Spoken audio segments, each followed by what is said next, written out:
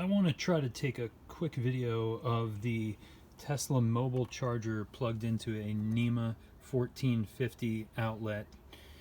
This has a max amps of 32 amps, but that will get me nearly 33 miles per hour of range added to my Tesla. All I had to do here was put 8-3 wire. In this case, I had some flexible conduit in case I want to move it to a different location. But I've got the red and black hots going into a 40 amp breaker that also has a neutral going into the neutral bar and a ground going into the ground bar. And this is all on a sub panel that is a 100 amp sub panel that has a max breaker on the inside of the house, and the main panel with 90 amps. The panel is always covered, but I just opened it up to show it here. Now, one of the things people say about these cheap NEMA 1450 outlets is that they will go bad if you unplug and plug them back in all the time. They're not made to have something plugged into them and unplugged and plugged in and unplugged. So I just simply leave it here plugged in. I'll show you that I can easily shut this off at the breaker that's right there because it's so close to the box, and usually this hangs straight down. I don't think that wire really likes being twisted up like that, so I just keep it plugged in all the time. If I was to unplug it, I would do that only when it's not got power. And you can see this is what a NEMA 1450 outlet looks like. It's pretty easy to install, but I do not do that very often. That's probably only the third time I've done that. I need to strap this wire up to the wall, and that's really the only thing I need to do. Now, granted, this is probably technically not code because this is not a GFCI breaker, and this is in a garage. If it's outside or in a garage, technically this should be a GFCI breaker. Now, I've read that the charging devices, or EVSE, it's a electrical vehicle service, I don't know, electricity or something like that.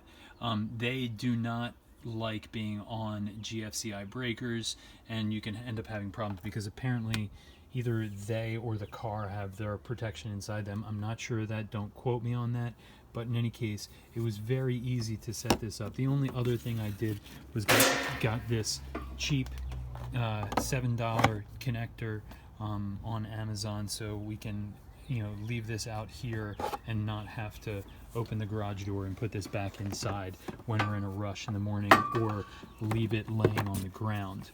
So I typically just put this back in here when done, and I don't typically leave it outside because it would be going underneath our garage door here. So we don't want that wire sitting on the garage door. I just gently close it and try not to smash the wire when closing the garage door, or just even leave it up an inch or so.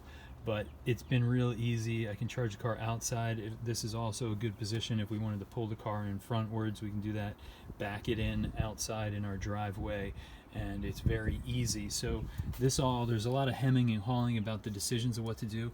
Honestly, having a rear wheel drive Tesla made this all very simple to decide what to do. So maximum of 32 amps is all it can handle, so there's no benefit in having a up to 48 amp wall charger.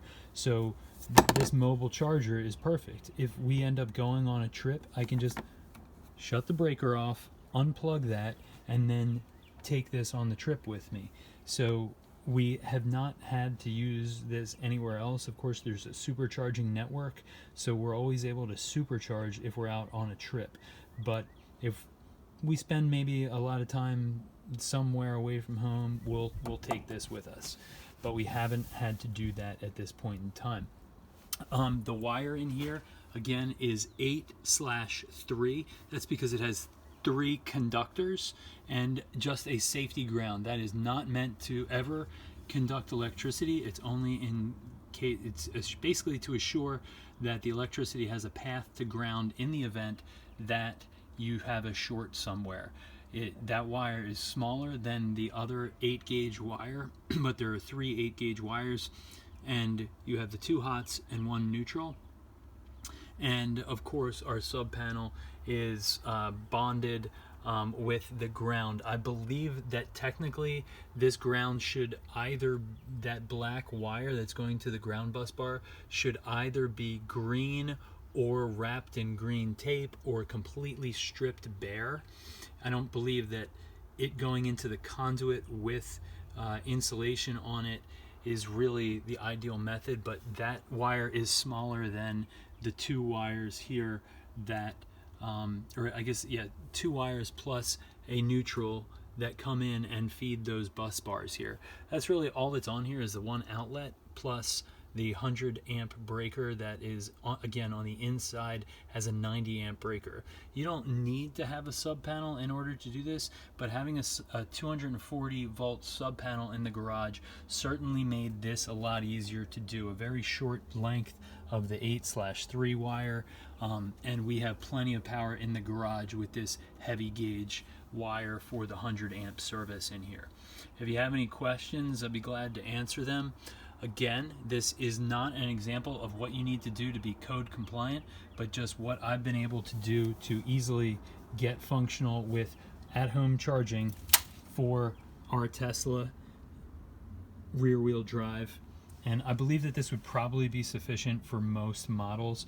I don't think that you would necessarily get the same rate of charge that we get, that 32, 33 miles of range per hour of charging time at 32 amps, because the Tesla rear-wheel drive is probably one of the most efficient EVs.